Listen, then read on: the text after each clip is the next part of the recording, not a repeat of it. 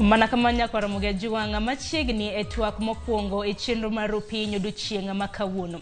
Odiochieng' ma kawuono nyako Ramogi juanga od bura maduong' ma pacho ka kata kiero gi dho ngere the National Assembly. Gichano bago twak margi mogik. Twak mabende igeno ni jod bura odiochieng' ma kawuono biro gone jowetegi oriti. Od bura ma pacho ka nyako Ramogi juanga mana kanyisi ka duoki chien. Od bura ma kamano bet gi mokwongo ne chien tarik 31 dwe mar aboro higa mar 2017. Odiochieng' ma kawuono koro gidhi bago romo mogik. Romo mabende chakre sa 3:30 mar okinyi ma kawuono. Manyiso ni ginyalo mana romo ponono ni nitiere twak makende. Kokamano wang'e ni thoth jod bura ma pacho ka bende osechiwo dwaro margi mar ringo kendo e kombe margi mag siasa. Nang'o mena wacho kamano, kata bed ni odiochieng' ma kawuono gidhi bedo gi romo margi mogik. Gisekadho bills mopogore opogore.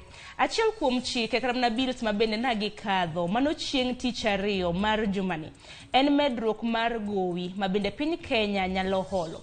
Medruok mar gowi makamano gimedo chakre siling' trilion 9 nyaka trilion 10. Makoro nyiso ni piny Kenya sani ginyalo medo gowi kata mana ginyalo medo holo gowi kawuok e pinje mamoko. Okang' makama ketowa kama chalo nade. In japiny nitiere gi ting' mane kaluwore gi medruok mag gope makamagi. Gope mabende piny Kenya osebedo ka holo. Osebedo kata mana ka konyi e yo machalo nade. Emomiyo okinyi makawuono ne ber kwa bedo gi thuond wach makama. Wadwa twak kaluwore gi gope mabende medo hidho. Ioronwa ote magi namba mar SMS 36000 Twitter, Facebook idwa Ramogi TV.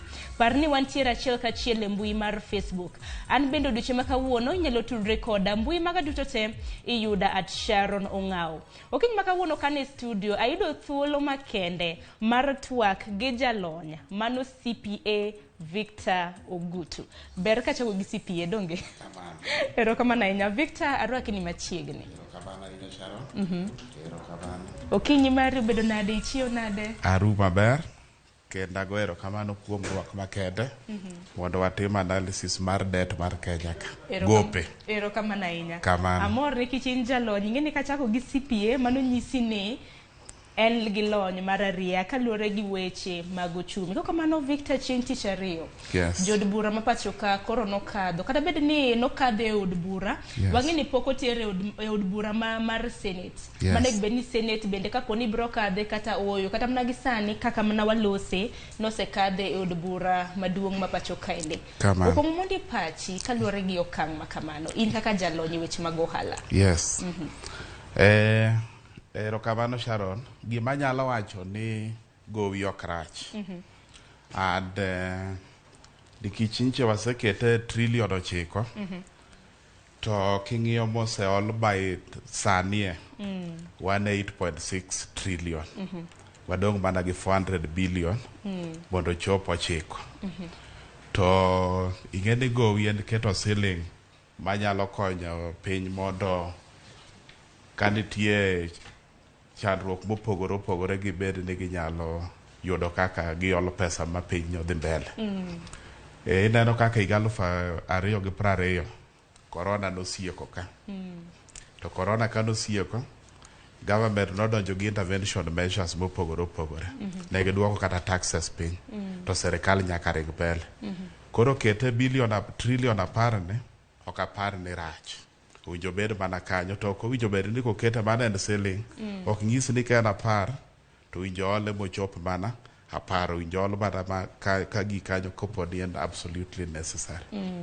To kiwacho ni gope ber gope to kata mana kiwacho ni ber kata mana ng'eni japiny mabende sani nena saporo ponono ni entiere gi gowi moro amora mabende samoro konye. Yes. Gowi kata mana kiwacho ni ber. Yes. Bende jopiny bende oseyudo ber mar gope mabende piny Kenya osebedo ka holo ka sani kuom ranyisi nengo gi mohidho mafuta king'iyo bech mafuta mar taya obed mar diesel petrol kata mana mar tedo gimora mora nengo ne ohidho. Ang'o matimore mana kinyalo ng'injo ne nyako Ramogi juang dani man dala cha ong'e ni gowi ka piny Kenya holo nang'o meni holo gowi ber to konyowa nade?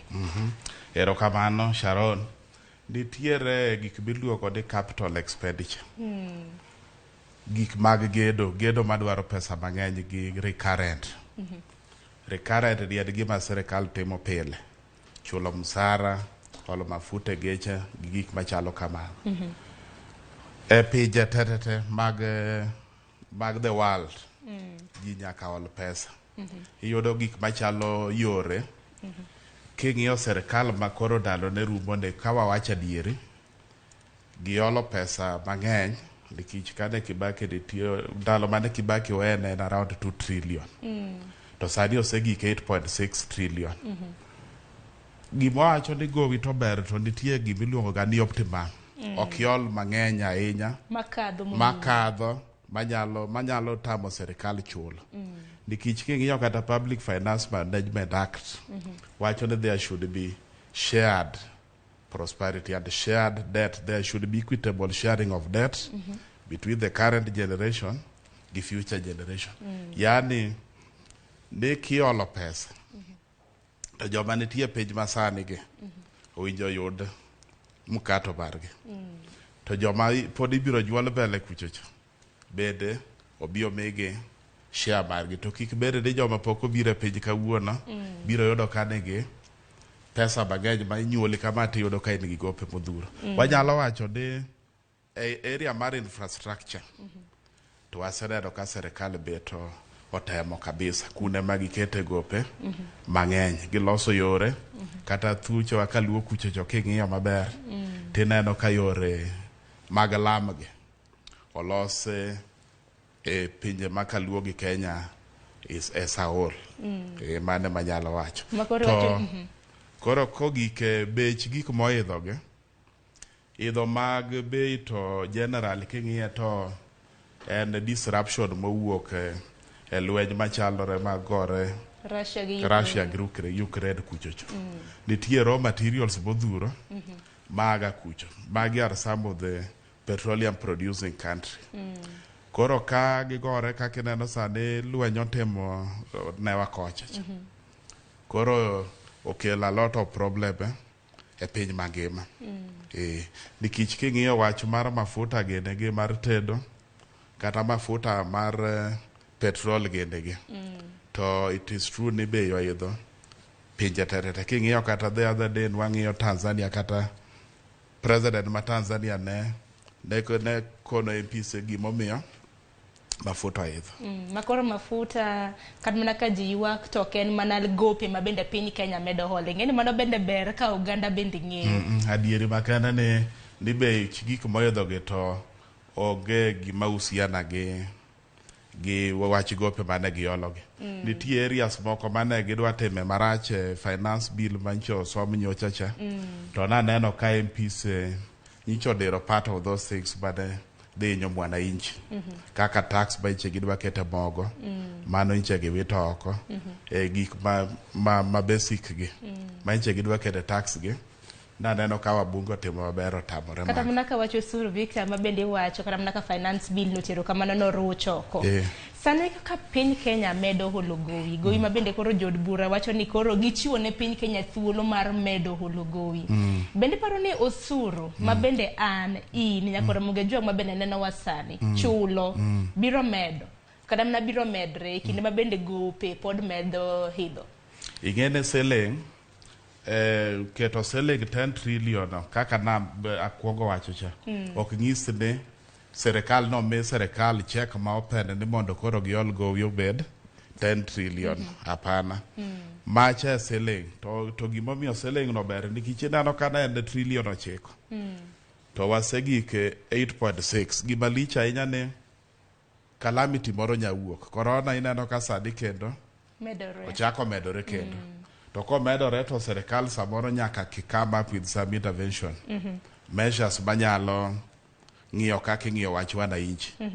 Kata taxes ineno kaka higa 2020 cha ne giduoko nyaka ne giduoko kata taxes piny. To they had already budgeted for that. Koro kete 10 ni ber but gima nanya aji serikal mabiro manyien ne kagi keto conducive environment mar investment. Na winjo manifesto mane Jakom somo nyocha kanyicho wacho no dhi duoko beche sitima gene piny.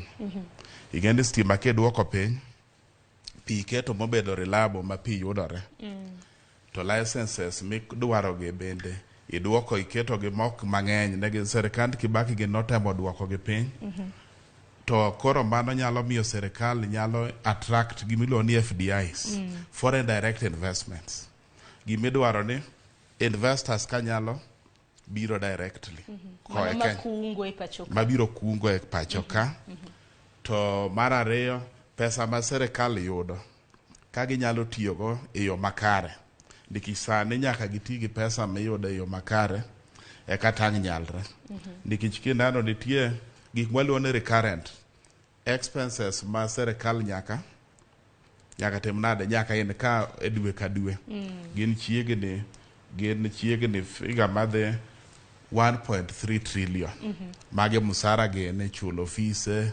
maintaining geche mago gik ma ok nyal timore nade ok nyal ringe koro naneno ka jakom gini ne kam gi very good ideas mananeno fighting gimiluongo ni kuone nikech information ma waneno publicly wacho ni chiegni billion 900 between 800 and 900 billion e higa lale mfuk ji koro ing'ene magi kopone ginyalo kam gi measures manyalo miyo ma koro idino ne ng'iso ni deficit ing'e gimomiyo serikal ologa gimiluongo ni deficit budget deficit gimi budget mowinjo expenses mowinjo itigo in a year iyudo ka pesa moyudore cha ok nyal meet these expenses koro in gi deficit ka in gi deficit ne yani in gi rem deficit luo ni rem gi dhulu in gi rem koro ka in gi rem nyaka imany kama iyude pesa mondo ibugugo kamidino godo koro thuolo modong' mar omenda kamano kata bugo koro mano ka gidino ne mibadhe to gichak gidino ne gik maluongo ni wasteful expenses moko ma samoro are not really necessary e serikal mano ka gitimo mano to biro ng'iso ne gibiro bedo gi pesa koro rem biro bedo matin ka rem obedo matin to kata mana olo biro bedo matin to gima serikal be nyaka kendo tim ni ushuru to ji chulo to king'iyo sectors mag economy mar Kenya ka nitiere sectors mabedo tax to nitie moko ma pok serikal odonjo gi mechanism mar kawo ushuru kuom gi maber makoro rem choko ushuru bendo sibudo karabuna ka inyo piny owacho yes nitie gisetemo kabisa choko kuma ginyalo target to new tax base okane ka gi target maber wan gi area machalo kata jowa miluongo ni jojua kali gi ing'endo ketne gi good conducive economic environment magitime ohala koro kata gin owinjo bed ni serikal manyo yo manyalo yudogo ushuru moko kuomgi ok ni kaka in mondiki tich koro in ema yondiki tich to in ema mari ne nikech ondiki koro mari ni imedo ng'any to mang'eny koro mano inye koro winjo bed ni based on attracting more foreign direct investments jogo biro kelo ushuru biro ndiko ji jogo biro ng'ado ushuru sectors mok chulo ushuru kata agricultural sector mineno marwane nikech Kenya ni duong ka agricultural sector ni obedo improved omigi inputs maber omigi bei maber gima dimon jogo chulo ushuru dibed maonge kamano Victor kanyo ilero makare nyakoro mga jong parni inyalo riwori kodwa e twak makama kioronwa ote magi pachi kaluwore gi gope mabende medo idho pachi kaluwore gi okang' mabende jod bura koro nokawo mar medo gowi kata mana mabende piny Kenya nyalo bedo ka holo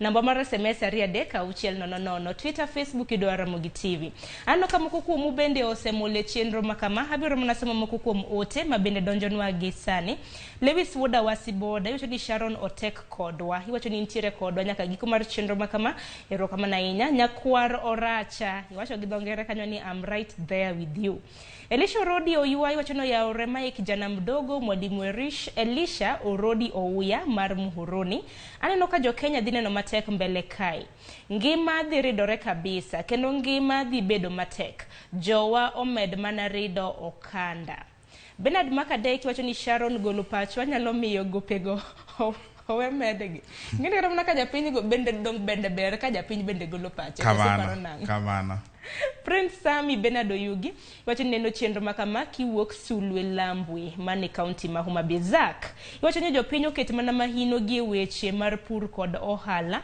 manyalo miyo gi yuto mapile. Muhia Wakandarimbe na neni Emily Auksa iwacho ni jopiny yuak maisha oidho gope pod iolo, koro ji biro konyore nade, to jomage mabiro chulogi. Apenjo gi muolo jomage mabiro chulogi makamagi. Gope ichulo mana gi jo-Kenya. Jo-Kenya ma nyaka chul gope. Gima be nyaka timre, which is true. Naneno ka koro chiegni chakre higa manyien. Nyiso ni wabiro chulo slightly in excess of 1.36 trillion. Mane gowi. Gowi higa ka higa. Interest. Kata mna yuto mamalo. Koro ma nyiso ni jo-Kenya joyier ng'ama nigi gimiluongo ni international network. Maparo ni kanyo to Raila Odinga will suit it very well. Nikech gine dwaro international connection. At that level mwantie sani, nyaka watim gimiluongo ni renegotiating the debts. Renegotiating, we are renegotiating en ni ng'amo yier kaka president. Winjo dhi obed piny gi joma ne waolo gope irgi ge. Mondo wa reschedule dhengi. Kane gin gope mwinjo chul bang' higni 3, wanyalo wacho ni koro chulgi kata ba ochulgi within 6 years kata 10 years. Mangiso ni ka period odhi malo to kata pesa michulo cha dhi timore nade, dhi dok piny. Koro mano nyaka timre nikech kopo ni en 1 trillion ni embe biro bedo ni chulo, to kata higa ma rumo sani e dwe mar 6 estimation nyiso ni serikal dhi yudo around 1.9 trillion. Koro ka en 1.9 trillion to wach ni chulo 1 trillion gope. Nyiso ni dong ga gi bilion 900. Bilion 900 ok nyal kata chulo recurrent expenditure ma chiegni 1.3 trillion. Koro nyiso ni renegotiation nyaka gidhi gi bed piny gi joma nuolo gope irgi ge mondo wawinjre ni chudi nyalo jiwo bede thuolo mabet bor. Gima bende nyalo wacho gopege ni gowi to ber, to from kama chunga anyalo kwa ni serikal ka poni pod olo pesa to oloko. Olo pesa domestically mapacho ka ok ber ahinya. Kiolo pesa e chirni mapacho ka nyiso ni johala manyalo dwaro olo koro bei cha dhi ng'awre. Ndalo machon cha nche giketo kab the interest rate. Ing'ende serikal gibi chalo gibilo ni sure bet, zero risk.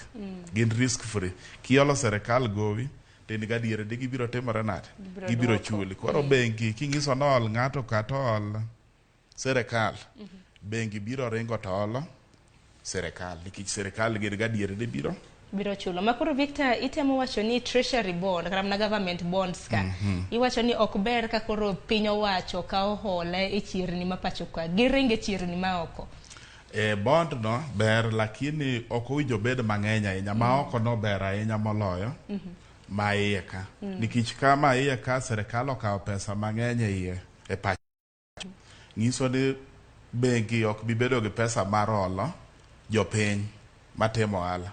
Koro ng'eni ka bengi ok ja olo jopiny, expansionary economy ok nyal dongore mapiyo ahinya nikech jo kaka koseolo serikal gibiro bedo gi pesa matin kabisa mar olo jopiny. To kata matin ma gin go mar olo jopiny ne gibiro charge interest mamalo nikech demand joma dwaro ng'eny moloyo gima nitie agulu.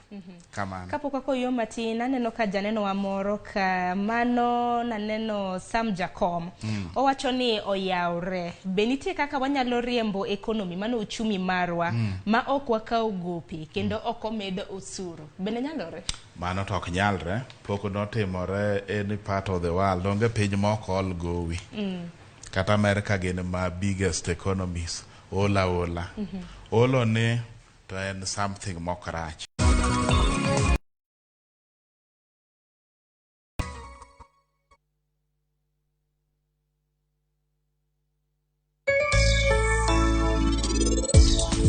Okibibedo model diwakar. Kapo ni Dhruv nyalo neno gigi te, to en bodok ni nyakono. To en ing'eyo nasetemo matek ahinya mondo Dhruv one ni nyakono rach. En ang'o mitimo no be wi ber adier? Ang'o miyo koro igolo stool no kae? Ing'eni ka gora piny kendo obro bet manyadundo. An akwayo ni ng'wonna kapten. Wan ok wanyal wacho ni. Abo dhi nyiso Thapki gimoro amora gimomiyo jogi obiro kae. To gimoro amora ma jogi ochanone.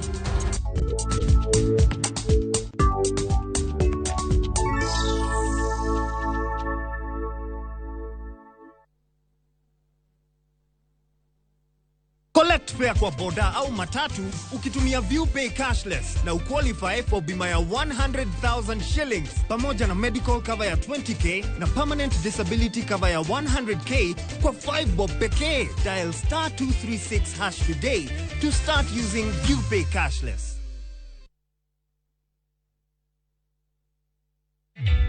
Introducing a new way to earn cash every time you buy airtime. Simply dial *487*2#. Buy airtime, pay for electricity or water bills for you or someone else, and get paid papo hapo. Usinunue airtime na tokens bure bure tu. Earn instantly with *487*2#. Dial *487*2# now.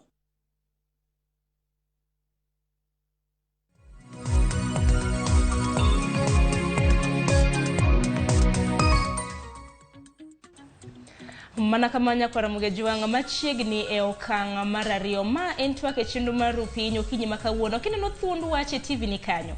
Okinyi makawuono thuond wach ma bende watwake oriwore gi gope ma bende medo hidho e pachoka. Od bura maduong' ma pachoka chieng' tich ariyo mar jumani bende koro nokadho ni piny Kenya nyalo medo kawo kata mana hola ka wuok e chirni mag pinje maoko. Hola ma bende nanego bende gikawo mar siling trilion 9 omedi nyaka siling trilion 10. Emomiyo okinyi makawuono wantiere gi thuond wach makama. Ponono ne okiriwori kodwa gi lakseche gi e studio okinyi makawuono antiere gi jalony ma bende olony weche mag ohala, weche mag ochumi, mano CPA Victor Ogutu. Aroki kendo ni machiegni. Okay, erokamano. Mano kwa dhi nyime gi chenro makamanya kwa Ramogi juang par ni inyalo bedo kodwa e twak makama kioronwa penjo mora mora ma bende intiere godo okinyi makawuono ma bende diher ni jalony odwoki. SMS 33600. Mbui mar Facebook kaka pile iyudowa achiel kachiel. Mano Ramogi TV. An bende iyuda e mbui mara iyuda @Sharon Ngao. Ntiere kata mna penjo ma bende na penji e mbui mara mar Facebook kacha. Anno ka thothu bende osiwuok oko mar duoke. Abiro mana somo weche makamago ayanga. Kwa kamano kadugo kuomi Victor. Budget ma bende piny owacho ma pachoka kotenre gi migao mano mar treasury kata mna migao mochung' ne weche mag omenda. Nagisomo budget chieng' tarik 7 dwe mar 4 mar higani.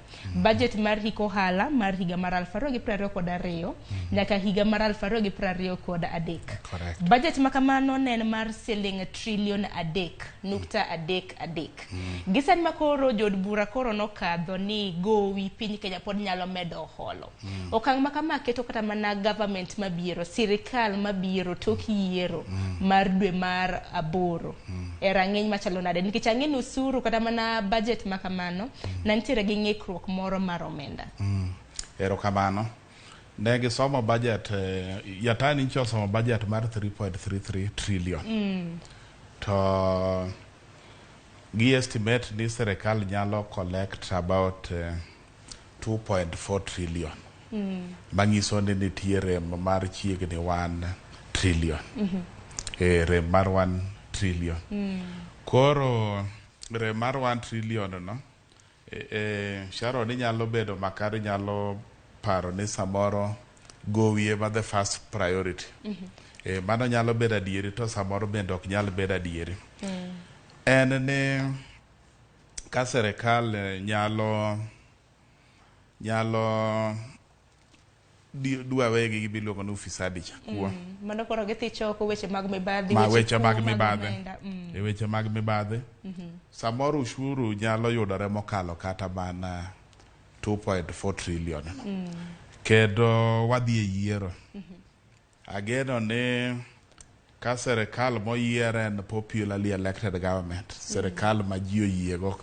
Kaka ka inyalo paro higa 2002 akiani ne pod tin kano yier Kibaki. Ji no yie kode kabisa to bang' yier chiegni bang' dweche 4 kianeno surpass target gi nyowuoyo. Koro ageno ni sirikal midhi yiere dwe mar 8 ne obiro bedo sirikal ba ombuch bwana ijie madhi wuoyo. To kotimore kamano biro ng'iso ne ginyalo collect mang'eny. To mar ariyo samoro 3.3 trillion nitie development expenditure be. Gima sirikal mag pinje duto samoro timoga ka nitiere rem tineno ka ok nyala ahinya gimitimo. Sirikal dhiga mbele to capital projects moko bedo deferred. Nyalo bedo deferred kata gi one financial year mondo sirikal oyud bedo motegno maber. To ok ng'is ni en ringe gope. Ringe gope no samoro gima owinjo bedo ni chulo sane ne unless gitimo restructuring mane mabiro bedo mane gima nyalo wacho. To ka sirikal odonjo popularly elected government and to piny bo bedo gi kue maonge koko modhuro. Tapani economy biro mana medo ringo bende wanyalo attract kata more investors. Makoro wacho ni sirikal mabende ibiro yier tok yiero maduong'. Ema nego bed ni manyo okenge makare mabende gichoko godo osuru. Nikech osuru bende kochoki kata mana jotije mag piny owacho nikech ing'eni wane mwandiko gi tich. Jod bura sani mabende dhi nyime gi kisera magi mag ombulu jotend piny Kenya mabende sani moko bende osewuok kuom gi 4 mabende nosepuodhi mabende waneno ka ringo matek gwenge mopogore opogore. Koro nyiso ni seche mabende watero gi telo ing'eni wane wachulogi giang'o osuru. Correct. Makoro nego bed ni sirikal madonjo temo neno yore mopogore opogore mabende nyalo chok godo osuru yo makare. Mana diere. Mana diere. Ushuru yo jochoka yo makare gi bok ber ni kik med ushuru. Kik med. Metro no tok ber ni kiche already mondo nginyo ka wanainji ywak. Koro kik med ushuru. Nikech ko medo ushuru to biro medo hinyo ji. Gik moko idho an banyacho ni gik moko tradiero idho machalo mafuta gini. Gir mor tedo. Mor tedo aneno ko idho kabisa. Kendo hinyo oganda mathoth. Nikech ing'eni mor tedo no itimogo gimoro amora e ot. Chiemo ka chiemo dwaro mo. That is true. But king'iyo wach mor tedo no gimokelo lweny nitie gima iluongo ni palm oil. Kumo Indonesia gi Malaysia kuchocho oloro borders gi. Koro gino ok bi. To wach dola mawinjo circulation mag dola bende winjo ni bende osebedo gi chiedh nade. Dola no to ne giwache but da winjo ka governor mar Central Bank Dr. Patrick Njoroge kada wacho ni dola nitie moromo. Njoroge en ng'ama nyaka wabe puoch gi pak. Generally bring sanity economy mar Kenya ka. Sanity okelo maber kabisa. Pes mane ringa wa aulu machka tinde onge. Dong ni neno ka gik moko na idha inya kata property prices were really going up to negina proceeds mag ufisadi gango gene. Koro Njoroge osetimo tich maber. Wach mar dola no to no wacho ni ok dola nitie moromo. Koro ananya believe molo jopwani oil nikech samoro kambi samoro kalori ng'eni nyaka yud gi ming'iso jogi kiloro. Okapande dola nitie shortage mar dola Kenya ka. Makoro en mana shortage mag palm oil. Palm oil no the part of the problem. Indonesia, Malaysia gini kumo ae ok bi moromo. Kendo wach palm oil no naneno kokelo achiedh nade nachiel kuom kembe maloso motede pacho kama kata mana sani bende koro giloro kaluwore gi nok mar palm oil. Kamano. Koko manya kwa Ramogi juanga no ote magu we achak somo moko kuom ote mabende donjo. Puonjo mora mora mabende nitiere godo kikiluora. Rolex Odhiambo iwacho ni Sharon amoso ute kod wendo kendo ruotho yawnwa piny aneno makare kantiere Mombasa sani. Iwacho ni piny tek lakini wan kod geno kuom manifesto mag Raila mabende iwacho ni biro kelo yot. To penje na jalony ni nengo mwandu idho pile ka pile. Ahinya basic needs to osuru to ichulo pile. Kendo osuru be medo idho piny Kenya koro uchomo kanye. Victor iwinjo penjo mopenji gi Rolex. Mana diere. Gik moko idho tide kidhi e supermarket. Kidhi bang' dala de kichake dhi tiyudo ka bei osudo. En adiere. Gimiluongo ni mafuta ba petroleum products ne. Inflation mara en gima rach ahinya. Kore neno ka mafuta di oseidho nicho idho basa ni super is about 150 a liter. Mafuta ko idho gimora bora nyaka idhi. Nikech mafuta ni ema tigo gigi. Gimora bora sani economy ka onge giminyacho ni oko idho. To ma bed attributed and wanyagoro ne serikal erokamano nikech gisetemo nitie part of bay mineno 150 ne nitie siling 20 gi wiye ma serikal osebedo ka covered ne jopiny nono to dikoro petrol machalo super dikoro en ma 180 kata 170 gi wiye serikal temo giman dagombo wacho ni serikal madonjo manyien ma wan gi geno ni nyalo bedo mar baba en ni waloso petrol yudore Turkana kochacha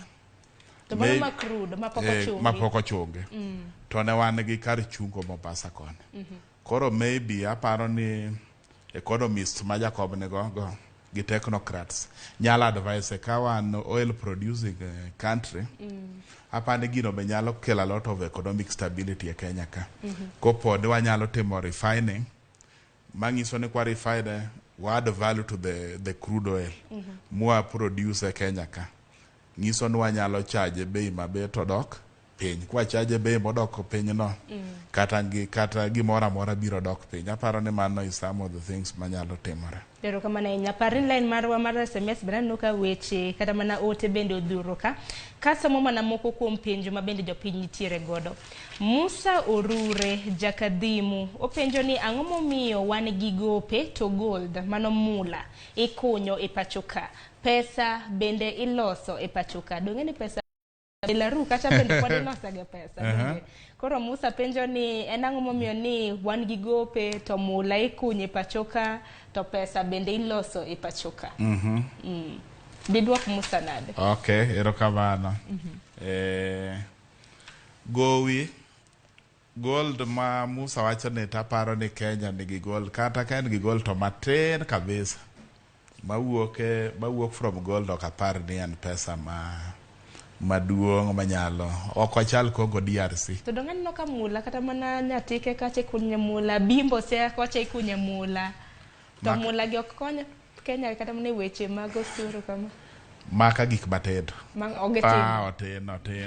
otin kabisa to pesa bedo ne loso pesa wache economics bet tek ing'ene loso pesa ok nyiso ni kao pesa gi olo pesa e pap kae to ni ji bedo gi pesa kaka pesa otiyo ineno kaka oyude cha owinjo wabed ni kaka otiyo cha bowinjo bed very transparent ing'iso ji ni wayudo trillion 2 to otiyo kama ing'inja matindo tindo kaka otiyo ma mwana inji nyalo bedo gimor mano to gima very key mowinjo bed ni serikal timo to ok gitimo sane ging'isi gimoyude to kaka otiyo to ok giwachi en mana gik moriw to winjo bed ni gitamo ng'inja matindo tindo ma mwana inji ng'eyo ni pesa na mano gol kuomane otiyo kama mano gima serikal winjo bed ni timo to ok gitimo adier.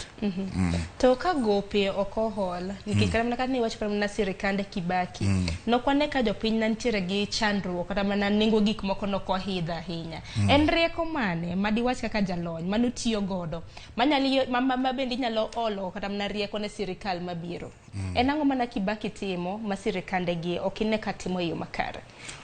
Mokwongo tik Kibaki ne gi gimiluongo ni goodwill kano donjo 2002 jopiny norwake ka jopiny norwake ing'ene jopiny wacho ni chulo tax ni en psychological ka jopiny noserwake jopiny koro ne nyaka ne unga lwedo mondo achieve manifesto mare ne yudo ka ushuru nodhi omedore kabisa jopiny nogoloro yie chulo ushuru mano kanyo jopiny be nowuok bende ne gore gi ufisadi ni neno ka jopiny ne mako kata obila mamaji e yo samoro jopiny ni neno kodhi kata KICC kacha ba jopiny odonjo mokawo odno moduoko ne serikal ne en gi gimiluongo ni goodwill nikech macho tax ing'eni ji milion 50 mondo iyud gima gichulo ushuru nyaka gini be ae chunygi ok inyalo yudo jogi KRA mburu ok nyal yudo jogi kachiel ji milion 50 gi moket ni chulo ushuru. Nitie ji mang'eny mane gi income stock chulago ok chulo ushuru. Koro ka goodwill nitie, mano nyalo timore. Gima Uhuru notimo kabisa, Uhuru nodonje loso infrastructure kae magopo dhi mang'eny. Infrastructure to loso yore, to loso mano to mar adiere. Koro sirikal mabiro mawagero ni dhi bedo mar jakom, koro mar aparo ni most of it obiro concentrate economic revival, loso uchumi.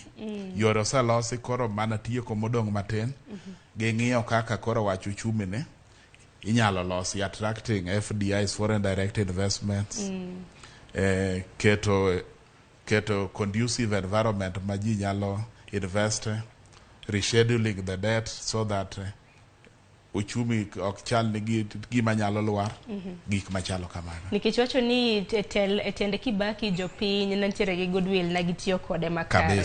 Makoro nyiso ni jopiny nitiere gi ting' mane ahinya e medruok mar usuru. Sani ka koro wachomo kata mana sirikal manyien. Ang'eni jopiny koro kata mana gineno wasane. Inyalo kata mana nyiso gi ang'o ting' mane ma bende gintiere godo kaluwore gi medruok mag kata mana gope ma bende piny Kenya holo. Gope ma piny Kenya holo, ng'eni gope to kobedo mang'eny nyiso ni ushuru samoro serikal nyalo gombo medo ushuru mondo ginyal timano chulo gope. But in economics kaka nang'isi mokwongo kucho, strategies odhuro ging'eny, nitie yore mopogore opogore. Kaka ng'isi ni the key thing ni yudo goodwill mar wananchi no, bedo transparent, mineno kaka ne japenjo cha openjo cha ni pesa uyudo makama, utiyo kode nade, watiyo kode kama, rem no bedo kama, to rem mano bedo ne nomiyo maybe waolo gowi marom kama, kopo ni nyaka nuwol. To dong' mano gisom ga, gin gisom mana ni budget mar hiko ohala ma higa ni nyaka higa ni en ma, to kibinyiswa kaka notigi omenda no. Mano should not even be part of the budget. Mano should be the end year report. Ni utiyo July to June, June ochopo.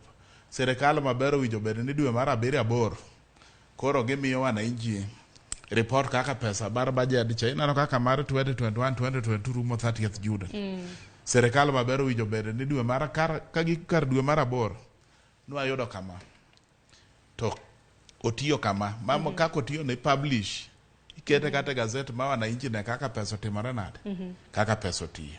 To nitie gimoro ma bende accountants sani fight for, ni watigi gimiluongo na accrual basis mar accounting.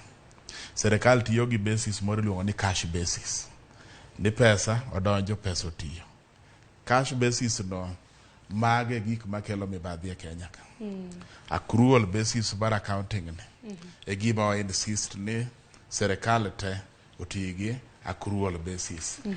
Pesa modonjo kama, otiyo kama, gope mwadongo kama, tiketo ne wananchi neno, to ok ni cash basis. Kati winjo kagi wacho ni nitie pending bills.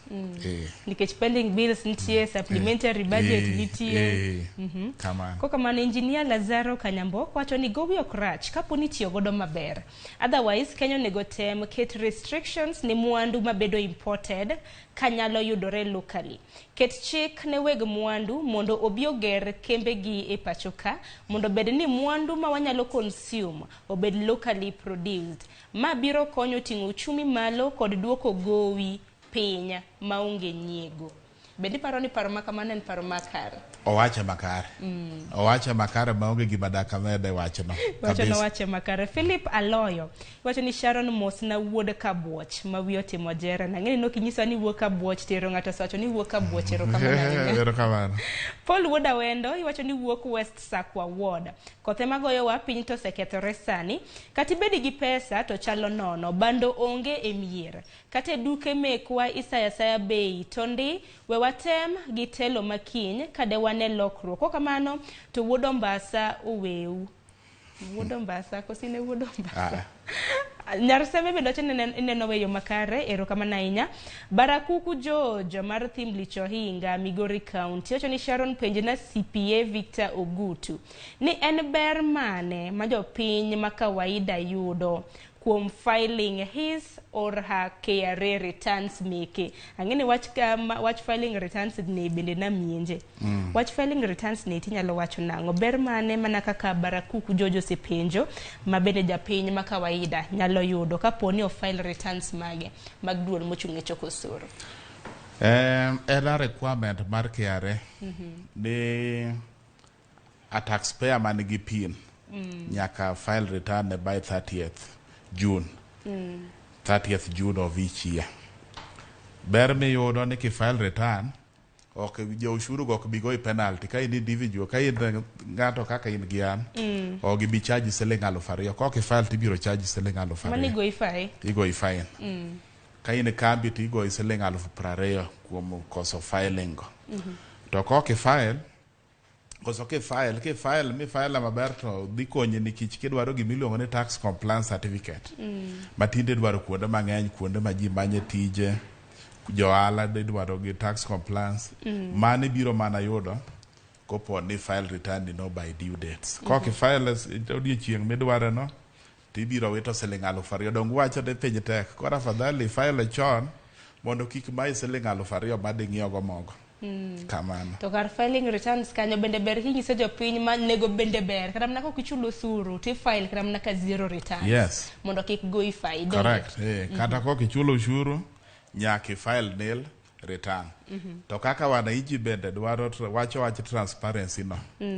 Kata mana mburu ma commissioner general bende dwaro transparency kuom taxpayers. The file mara dieri ka in gi gowi moinje chul bende winje timbre nade chul mondo serikal bende odhi mbele. Johala ka podi bende timo ohala bende ber kata mna kichiwo returns magi mag ohala mana kaka Victor sewacho mar mondo mi kik ibede gi fai ma bende ibro chiwni donge. Kamano. Wuod chief iwacho ni piny na jalonye ka Kenya loso pesa chako mana penjo moro ma bende no penje kanyo gi janeno wa machielo wach pesa miloso de la runi ang'o momiyo Kenya ka loso pesa to podi yolo gowi okang' ma kamano bende ni seduoko mar tim licho hinga Migori County Sharon Piny sipieni ka in ng'ama ondiki either gi kambi kata piny owacho kendo payslip ni ineno ka ing'adi KRA ere kaka inyalo geng'o yo ni gibed ni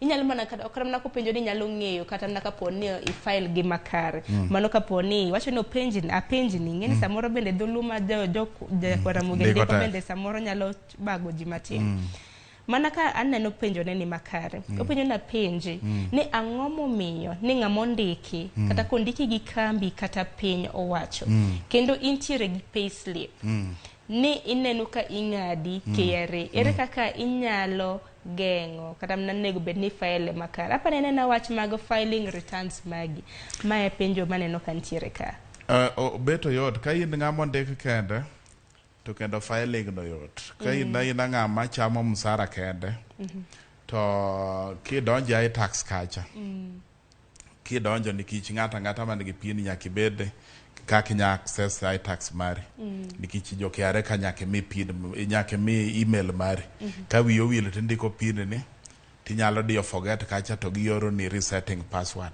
koro kisedonjo portal mar KRA kacha tidhi returns kidhi return tie drop down menu ka in ng'ama ndik kende kidhi drop down menu dhi neno kama ndik ni employment income only employment income only nikech employer ni cha sama ng'adi file ga gi by tarik 9 dwe ka dwe to chulo koro kisedhi kar employment income only nitie portal moro mayot kanyo ibiro ma penji gik moko mindiko no kanyo to ng'ama ndik tich bentie gimoro ma employer ka employer miluongo ni form P9 P9 ne nyiso gik mochule pension ni mong'ade koro mage midhi ijasa sheet bogi kuchocho ti file return ni en gimoro mar dakika 3 kende mang'ato ka nimbu na nigi mbuye ode kata mne office motie to nyalo mana file benano kata mna ka ntiere cyber cafes benano ka samoro bende gikao ting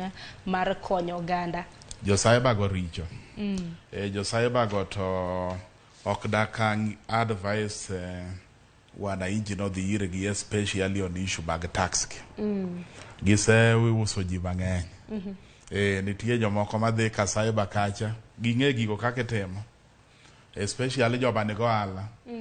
To Jasaiba wuod ni gin wanyalo diyoni ushuru. Asebedo gi cases moko mag joma nowuono dirnegi ushuru. Moro ng'ato en daktari, ichule lokam koro nitie withholding mong'ade. To joka kadhi keto ne gino ni in kam to oyudo ka gimo winjo chul zero to within no time KRA oluongi for interview. Koro wach mar kopono gike mag biashara gi to engage consultants, accountants odhuro e taonde ka taondege, nyisigi gikonyi loso gino ma ok bi mi lweny gi jo ushuru. Giwere gi jo cyber go to maybe mag employment ma kaka nena explain to makoro gik mar kambi kata mar ohala nikech gino nyami penalty ma nyami go uwi kata gi lweti ariyo. Kore winjo makare kuom jalo nyakwara mga juango parni file returns magi nego bed ni ichiwo kapok ochopo chieng' tarik 30 mar dweni nikech mano en odiochieng' mogik. Kata mana kopogre gi mano parni pod wantiere e wach gope mabende piny Kenya pod medo holo mabende gisani koro osemedore ka bende koro piny Kenya nyalo holo gowi nyaka siling trillion 10. Koka manya nyakwara mga juanga ntiere oluoch Paul Audi mabende osomo paro moro kwacho ni gima miyo ola ma Kenya ka bedo matek kendo ketho ochumi en mibadhi ni mar pesa ma iolo ok tim gima iolo ne kod wach mar wash be ketho ochumi. Wach mar wash ni bende sewinje Victor? Awinjo. Luoko pesa. Awinjo. Mar luoko pesa ma sewinja ahinya mar luoko pesa sewinjo gi moro mar gold ma jire ga kiandi kiful to uso di gold. Mana sewinjo. Mani sewinjo. Mana sewinjo. To mano bende githiro kata mna uchumi mapacho ka jo wash. Jo wash go. Ato mibadhi mada wuo ahinya nikech jo wash go. Jome temo nege wash go ted. Koro joma mayo ji go dek bed negi maji mang'eny ji tindo riekore nyowa. Jome mayo tin kabisa.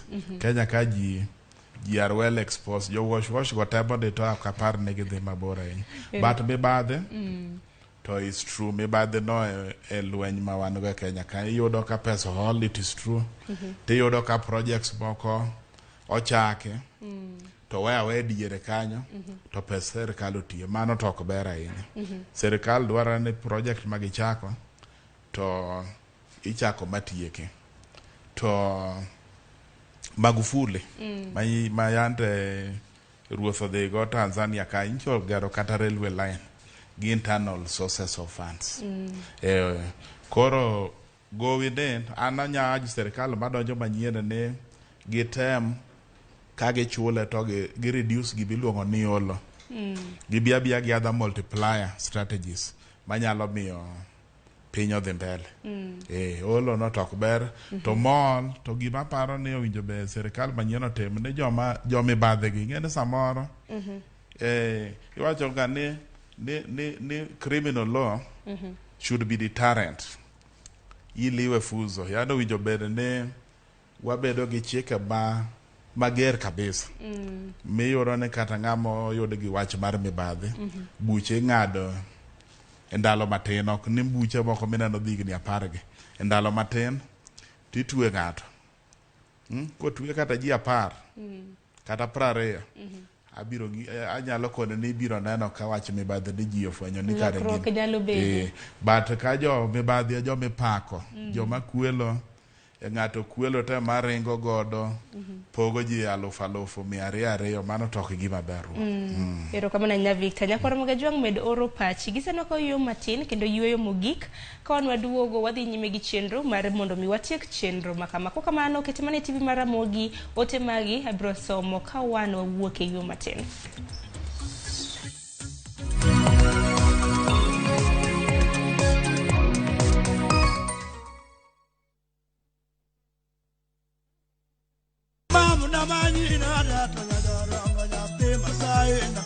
Onge tabu gi ji iwacho ni Ramogi Night ka en mana ngolo kami bede no ng'ami mulo no gi make lweti no mana mos wacho ni usiku sako Nuri yuche ni losi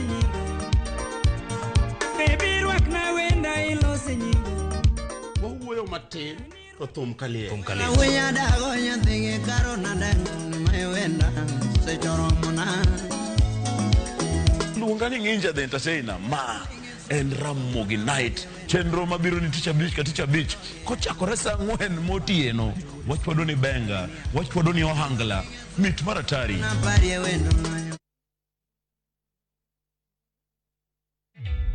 Introducing a new way to earn cash every time you buy airtime. Simply dial *487*2#. Buy airtime, pay for electricity or water bills for you or someone else, and get paid papo hapo. Usinunue airtime na tokens bure tu. Earn instantly with *487*2#. Dial *487*2# now.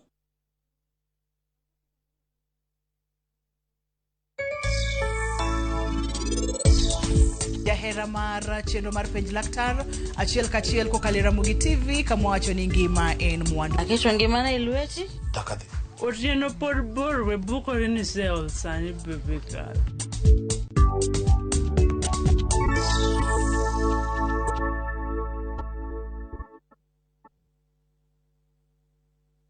Making and receiving payments has never been this easy. Introducing ViewPay Cashless. Unaweza collect fare bila hassle ukitumia ViewPay Cashless till number or taking a boda. ViewPay Cashless itakusort. Tembelea ViewPay Cashless agent karibu nawe to withdraw. Dial *236# today to start using ViewPay Cashless.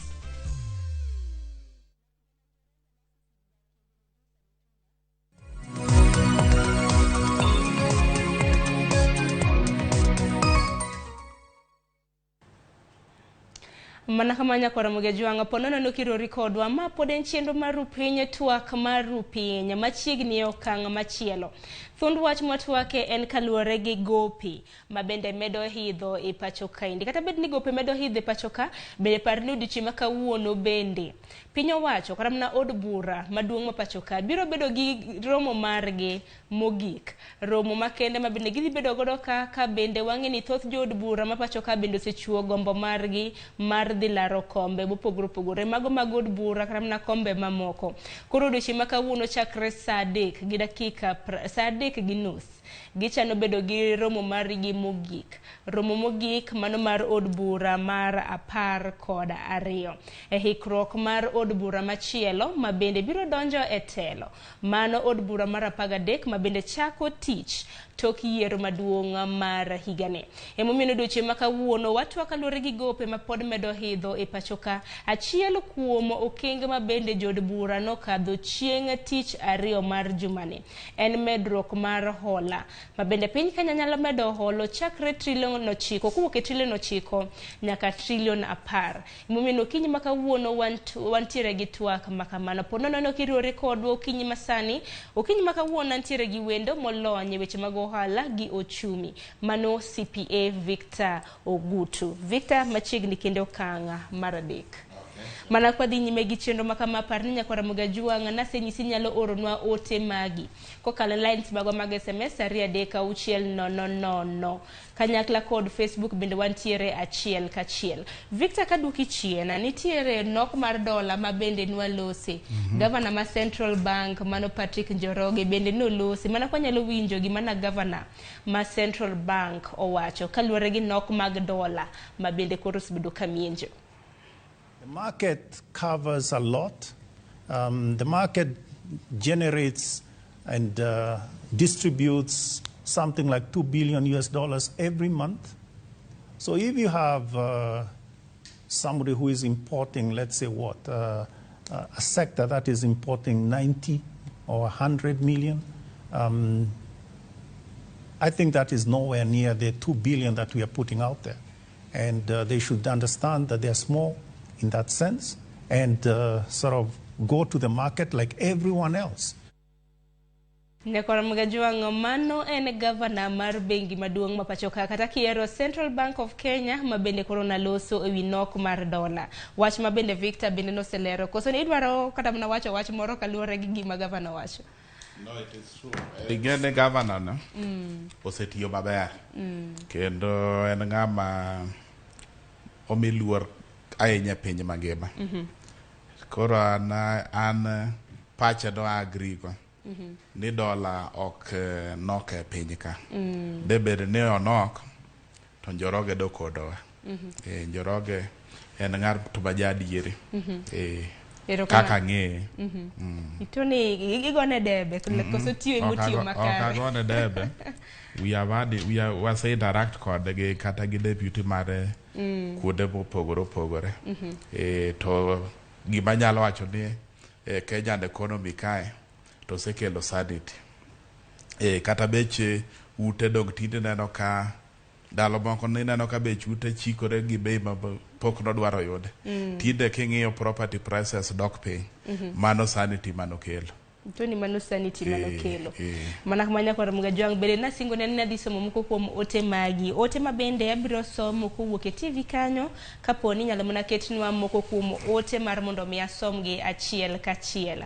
mana kasomo na moko kuom ote mantiere mbui magwa mag Facebook achiel kachiel bende waneno kanyelisha ndero mabende wacho ni the only way to curb the high growth rate is only to get rid of greedy politicians whose target after winning is for their own benefit. Let's vote wisely or else. Mano Victor Manelisha ndero kanyo. Samuel Wodamani iwacho ni kama kawa asemoke live from Game Sinaga Massive e Isiaya County. Mana kanyalo neno wach mabende Samuel ondiko kanyo. Gope komedre to japiny medo hinyore nikech osuru medo dhi malo to mshahara to pod ochung' kar tiende. Mano Pat Samuel Pat janeno machielo mano Emilia Uksa iwacho ni apenjo gi muolo Sharon gope gi ibiro chul gi nade to jomage mabiro chulogi maisha bende pod tek to gope be idho ma Emily maka Daniela mano wach maka mano jalony biro nyisowa kaka chulo gowi nek bedni ichulo Benado Galo iwacho ni awinjo malongo kawuok Rongo an Pastor Benado Galo olo okrach ka pesa otiyo maber kuo emosebedo mang'eny e piny owacho mano pach Bernard Ogalo Masinde Oduor James wacho ni Sharon Ng'awan jopiny Kenya wahinyore nikech ochumi oidho inuo ka chumbi mane beche yot sani bei oidho awuoro gima timore e piny Kenya ngeni chumbi bende kata kibriti bende ngone oidho akeni kwantiere gi paro moro mar jakwa Ramogi Jwang machielo Mano Steven Otiwa mwalimu bora iwacho ni wakoso telo makare Kenya ka to be waonge thuolo mar yudo jatelo makare thuolo intiere godo Stephen thuolo intiere godo mar dhi yiero jatelo mowinjore e yiero maduong' mabiro mano chieng' tarik 9 dwe mar 8 James Masinde Oduor iwacho ni mar Kibuye Sharon Mosna wendo penj nago Ang'o matimore ei Kenya ochumi oidho sabun mar siling 20 sani en siling 40 bengi winjo mana dier ero kama na inya kuom ote mari janno machielo bende aparo ni wabiro mna chopo ge kanyo mago moko kuom ote mabende neno kramna ka joneno wa moko oro tena dier wacho chumi ni wacho ni osara okidhi ochumi mabende sek medo ka hidho nego gik moko bende hidho winjo ka James Masinde kanyo na wacho kaka sabun bende oseidho chakre siling 20 nyaka siling 40 chumbi oidho kibrito oidho kila kitu oidho nango matimore iwacho ni disposable income odok piny msaro moko kar tiede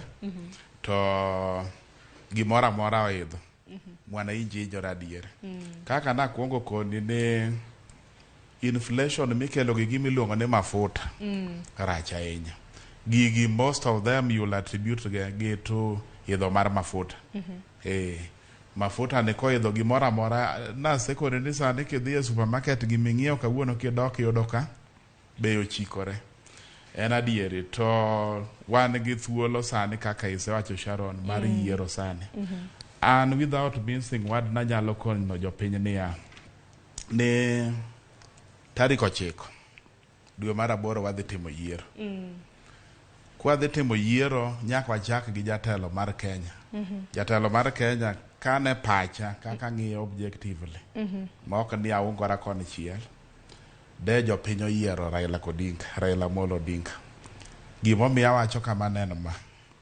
nikech en gi gimiluongo ni international connection and highly respected in the world en gi network Kenya ni kama koro chope dwaro ng'ama ni gi network mondo kata rescheduling mar debt mo wacho ni it's not a walk in the park obed gi uwezo mar rescheduling the debt, en gi connection monyalo kelo godo investors e Kenya ka. Gima jopiny ok awinjo kowacho ni ji mang'eny bende owito tije. Bang' corona ng'eny ji owito tije. Kidhi kata matatu, kata joma nie matatu business, ji ywak everywhere. Kata matatu tito ok pong'. Nikech joma dhi e tich onge. Koro nyaka wamany yo ma wadwa duoko go jopiny e tije. Yudo ne jopiny tije ma ginyalo tiyo. To jogi kwayo negi tije, ushuru dhi malo definitely. Nikech jogi dhi chulo ushuru. Koro wan gi opportunity, and not only a national, kata mane county, kata mane constituencies gine. Kwadwaro neno ber nyaka wapuodh joma timore nade mwayiero. Mondo ogernwa pinje. Nikech with this disposable income ne dok piny ahinya. E gwenge wasiko wadhi wago arambe mag skunde ang'o gini. Sani biro kata koso pesa mar go arambe. To nikech CDF gene nitie, koro nyaka yier ng'ama ber manyalo dhi tiyo gi CDF no maber mondo kik biluongi juma ka juma mar dhiyo. Mar mondo mi chok pesa. Idhi go arambe ichok pesa nikech samoro ibiro bedo ni timori nade. Ionge go. Opportunity nitie. Kenya ka pod nyalo economies wasanano modok piny mochwer malo. To king'iyo track record kaka mar jakom ok rach. Naneno ka nyien moro be naneno TV nyoro ka wacho gik moko miluongo ni njaga kian luongo nang'o kele. Mano Wajakoya. Wajakoya ma chato akia Kenya ka ing'eni ana Christian country, ing'eni nyaka bende ing'e surrounding ma intie. Koro ing'eni kila ng'ato koro sero mano mbolo ne to bende ng'ato ni Kenya ka kila ng'ato nigi freedom mare kata mana mar chung. Koro jo Kenya madwaro ber adieri objectively. Ng'ama nigi connection, ng'ama nyalo turn around this economy nikech he has been proved kata manen wazil kuonde mano bede ministries. Ok en mano kelo kata gige this nuclear energy genege.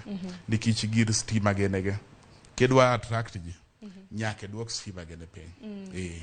Kiketo stima malo, nobody will come and invest. To mano kweth mar Azimio kotenegi gi Migosi Raila Odinga nochiwo manifesto margi chieng' wuok tich. Ang'eni kweth mar Kenya Kwanza bende onyiso jopiny ni gibiro chiwo manifesto margi e giko mar dweni mano chieng' tarik 30. Pod warito neno gima manifesto margi lose.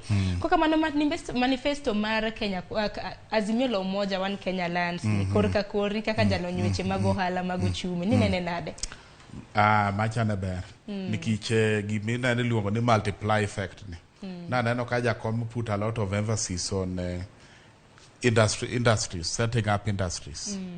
Mano gima ber ahinya. Value addition, medo value e gik mabedo produced e Kenya ka. To ma should even devolved nyaka gwenge wa kocheche. Nikech ineno ka nitie gik mwaloso kaka chai gene, kahawa gene yudore Kenya ka. Titero gi, iloso gi ka yudo very good quality titero. Pinje maoko.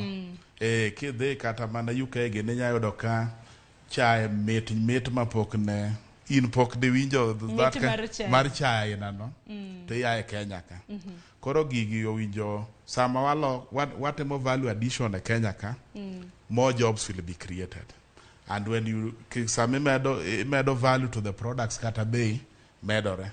And with these ones mage mabiro reduce issue mar go bomb kwayo pesa from pinje maoko. Nitiere janeno marwa tuke kacha bende nowacho ni kapo ni piny Kenya obiro gi rieko mar medo kata mana loso kembe manyayo mwandu mopogore gi ndik ji e tich pachoka othuro med mana choko e pachoka nyalo bero. To kang' makama wacho ni kech kata mana chutho gik moko tamna mwandu kaka kahawa, chai mabende wuok e piny Kenya.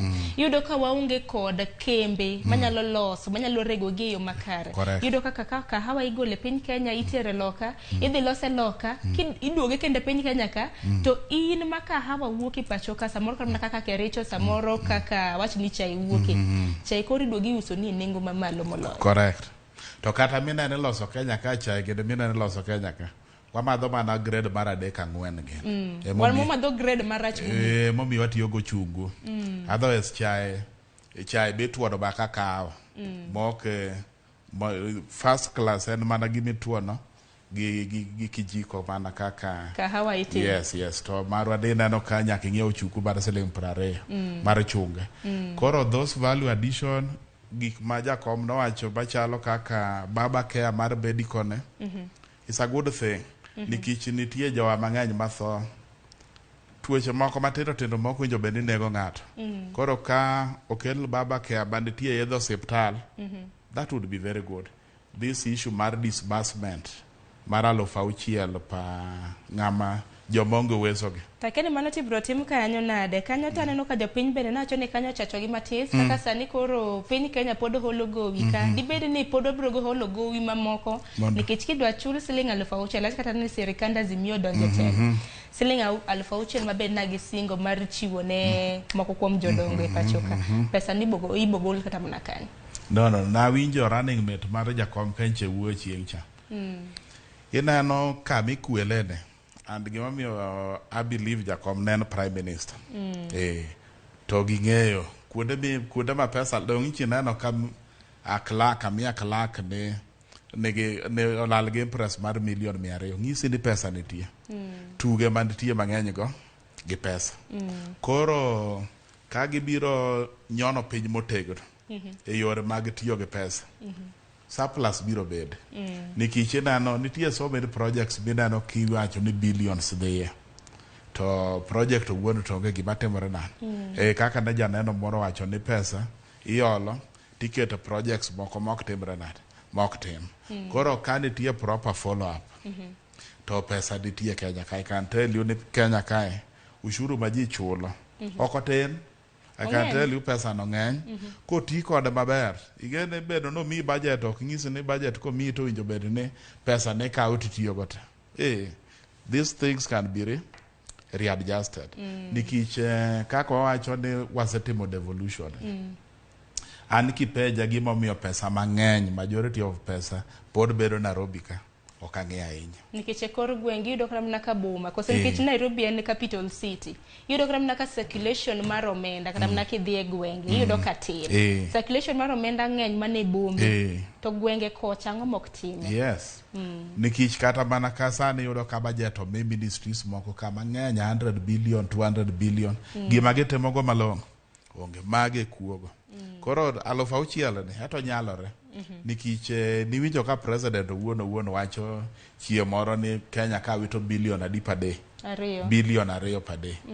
2 billion per day. Mano odiochieng'. Odiochieng'. Giko dwe to koro gin mana billion ma hawo mang'eny. Giko dwe en 60 billion. Koro ka president wacho, I'm sure the president ka wacho yes facts. And give facts with him. Koro 6,000 ne anana between 120 and 150 billion. Kidino ne billion 2 per day. Edwe dino ne billion 60 to higa mano to koro ng'eny billion 720. Koro ere kaka 6,000 ok jal chiwo. Itona 6,000 nyalore. Koro warita wayiero jotelo ma bende biro kelonwa dongruok. Bende wang'e ni jopiny pod rito kwith mar Kenya Kwanza ma bende biro chiwo manifesto margi. Bende gimbe koro gipi manifesto ma bende koro chiwo Mwaure akeni bende biro chiwo mar jagano. Professor Wajakoya, George Wajakoya bende no kachuo manifesto mare mos lakini poko landa yanga mara ni mai manifesto mara. Kwa kamano nitiere janino mara moro ma bende no penjo kanyo. Stephen Otiwa mwalimu bora ni wakoso telo makare Kenya ka. To be waonge thuolo mar yudo jatelo makare. Koro Stephen en thuolo mare winj manifesto mag jotelogi. Mono more emiwacho ni in gi ratiro mar yiero jatelo mantiere gi dongruok mar mondo mi kik ji bir koro rad lak gi ka koro ywak doge. Bana diere. Nitie jomoko ji winjo ng'e track record mar ng'ato. Sami yiero ng'e ng'ane ni osetimo ang'o. Ere gima ber minyazo shiet godo ng'ato. Nitie winjo ka ja siasa moro wacho ni onge jomochung' gi onge ng'amoa onge malaika moa e piny mapok wadeno. Jogi wang'eyo. Kik wabed ne pesa becomes a deciding factor ni ng'ato wuonde gi pesa. To ng'ato ng'ene to ng'ane ni osetiyo kune. To kata kuonde mosetiyene. Ang'a luwo bang'e. Ng'ene ber ng'ato luwo ng'ato. Richo ne be beluo bang'. Pero kamano ahinya Victor, nino ka sadhi mapiyo ko kamano we wasom ote mogik ka bende nyalo duoko gi bende abiro chiwoni thuolo mar duoko ote ma kamago bang'e walor twak ma kama. Ko kamano nitiere ote ma bende koro biro donjonwa sani kanyalo mana somo gi e TV marwa gi sani mana kanyalo neno moko kuom ote ma bende waneno. Zack say wacho na penjo jalony niya, Kenya wacho ni nitiere nok mar palm mwandu mitiyogo e loso mo kendo kembe kaka Pwani Oil nyocha oseng'uko chenro gi mek tich. En okang' mane ma sirikal nyalo timo mondo res japiny e wi nengo mwandu ne nikech luoro nitiere ni inyalo med beche kendo mana mapiyo piyo kidwoko mano kapok wakawo ote machielo. Ing'eni koro dikich gini ok bed produce locally. Ing'eni kopo kana en gima bedo produce locally, to ne nyalo wacho ni serikal ne nyalo come up with measures to encourage ji mondo pidho Malaysia, Indonesia. Adier. Lwenyo ne ema gima wanyalo timo en mana lemo ne lweny mar Ukraine gi Russia ne orum nikech en ga lot of negative effect to the world economy. Pero kama na inya mana kanyalo mana somo moko kuom ote mapiyo piyo nikech aneno ka sa bende ringo matek. Oluch Polaudi wacho ni gimomiyo ola ma Kenya ka bedo matek kendo ketho uchumi en mibadhi ni mar pesa ma iolo ok tim gima oolne kod wach mar wash be ketho uchumi. Mana kanyalo somo ote moro kendo mano janno moro iluongo mana mar pod mar Oluoch Pol wacho ni rochruok mar dola okel kod dhao mano mar piny Ukraine kod weche mag siasa madhi mbele mano jalony bende nosewacho kanyo. Philip Aloyo iwacho no yaure Sharon Mosna CPA antiere gi KRA pin for the last 2 years to poka file return mara penjo na en ne kadhi file return be sani nitiere penalty mana kinyalo duoko Philip mapiyo. Kapoko file mano ngiso ne iga ka iga mapoke file ma 2021 and due on 30th June. Kama 2020 noko file by 30th June 2021 and gi file mar siling 2,000. Iga ka iga moke file nitie fine mar siling 2,000. Imidwe cha uchiel bangi ga machielo kokalo kaka mar 2021 and due by 30th June. Erokamano. Erokamano inya mana kanyalo somo moko kuom ote ma bende pod donjo nyakwa Ramogi Juang. Daniel wacho no yare ururu piny be anyalo file returns katiyo gi ong'we yamo mara bendo nyalo filing luwore gi simu ma en go. Ngede luwore gi capacity mar simu. Adier. Ka en simu manya yao KRA iTax portal then onyala nyala. En geno mara ni Daniel winjo jalony mana kaka owacho. Kwa nyalo somo moko kuoma ote ma bende donjo. Benjamin Omeno iwacho ni I think borrowing for investing in productive sectors of the economy is not bad. The only challenge is wastage of public resources. Correct. Mano patch Daniels. Benjamin Omeno bende owacho kama ni I think borrowing for investing in productive sectors of the economy is not bad. The only challenge is wastage of public resources. Very well. Mano bende paro ma bende nise nyiso wakanyo. Kasa moko kuom pacho kapo ka nyisi kata mna mar mondo mi ichiw pachi mogik. Philip Aloyo wacho ni aonge gi employment tantiere gi KRA pin poka file returns maga ne KRA ka file returns sani be nitiere penalty mano ni seduoko donge. Bende nitiere jal moro ma bende nacho ni isebedo kipuonje kinde malach. Akeni ote ne olal matin kata kamano wacho ni nisebedo japuonjne student ni moro naneno ka nitiere ka ote mosebiro mang'eny gi bende naneno kolal na kapo nono ni wana rodhno kode wana sobe kapok watieko. Kata kamano Victor achiwo ni thuolo mar chiwo pachi mogik kaluwore gi thuondo wachwa mar okinyi ma kawuono kaluwore gi medo kata mna medruok mag gope ma bende pod medo idho de bedang'. Erokamano. Gima da wach mogik en ni gowi ok rach. To gowi rach mana kobedo kokawe e kiwango mokalo manyalo tami chulo. To mar ariyo gowi nyalo bedo marach koti kode yo marach. Ngiso ne ikawo pesa ti lute ufuku ni kar timo go tich mano bedo intended for. Ikawo gowi koro ikonyori go. Kato kedo the rule and gowi maber ed mana mar for development expenditure. Kiki kaw gowi for recurrent. Kigik di serikal kaw gowi to finance recurrent expenditure mano rach kabisa. Ni ushuru ok nyal chulo kata msach ji gi maintaining geche gede ko mano to ok ber. Worldwide it has been agreed ni kikawo gowi to ber mar timo capital development where necessary. Koro gima aneno sani ni serikal madhi donjo manyien gima koro winjo gitim en economic revival strategy. Gimanye kaka ji nyalo yudo tije, gimanye kaka interest rates mag loans mag bank gi nyalo bedo competitive by avoiding mondo kik giol pesa internally, giol loko mondo joala nyalo yudo gowi kae kuom benki e bei ma ok ong'awore ahinya, mondo koro jogi bendo chak godo ohandgi gidhir go ohandgi go malo mondo gindik godo ji tich. Otherwise gowi to nyaka bedi kato gima Public Finance Management Act wacho ni gowi nyaka bedi shared, gitiyo gi dhok moro ni equitably between the present generation and future generation. Kik waola ahinya ka gima wadak e piny ka mogik, ka gima wane magowi go miwa nikech nyithiwa biro gi nyithiwa bende biro, kik wamege garama malich ahinya ni nyuoli to ina gi garama mosemamaki. Dongara mnasa ni nyathi konyuol e Kenya kaka mana minyuolo kawuono onyuola ni ito in gi gowi. Yes, but koro infrastructure aspect apani generally has been addressed. Koro jakom otebonwa gima winjo kowacho ni third war and fight to liberate the economy. Mondo economy obed maber, ji obed gi more piny margi. Nikech ji nogore for independence mondo ji owinj maber, ok mondo ji owinj matek e pinygi. Dero kama na inya. Ano ka jopiny kata mana kwa tieko pod penjo moko mag filing tax returns ntiere to maya en wach mabende kata mana twak ma apani wanyalo bedo godo nyaka Ramogi juang kapok giko mar dwe ni mano chin tarik 30 manego bed ni file returns magni duol mar KRA. Apani jopiny nigi penjo mang'eny manego bed kata mana Victor kinyalo yudo thuolo tichaki duogo kende TV mar Ramogi kapok ochopo chin tarik 30 deadline mar KRA mar mondo mi ipuonj jopiny kaluwore gi filing returns. Nikech ntiere jal moro mabende wacho ka ni kaponi file returns maga ntiere negative gi positive piny kacha ma kaponi ng'ato file dango manego bed ni timo to kaponi an gi gop KRA to KRA ni gi gopa gik makamagi loso. Of course, ok inya bedo both sides. Mostly inya bedo gi gop KRA ka in gi negative, ki file to nero negative gibiro penji bank account to nyaka ing'e ni biketo details te maber. Ka in gi negative nyiso ni in mibandho KRA. In mibandho KRA. To KRA nyalo chuli? Gichuli.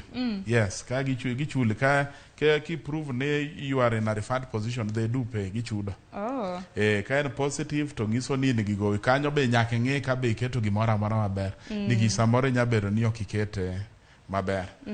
Gima paro ni Sharon maybe topic no wanyalo en topic malach. En thund wach malach mane nyaka bed ni walos ne odiochienge makende nikech ng'eyo odiochienge ma kawuono nwatwak mana kaluwore gi gope mamedo hidho donge. Koka mana no ka Sule Obianga keni king'e twacho ni good morning my colleague Victor Ogutu twak makende. Erokamano inya Victor guni erokamano kuom yudo thuolo mar bire TV mar Ramogi kipuonjo onagi okinyi makawuono.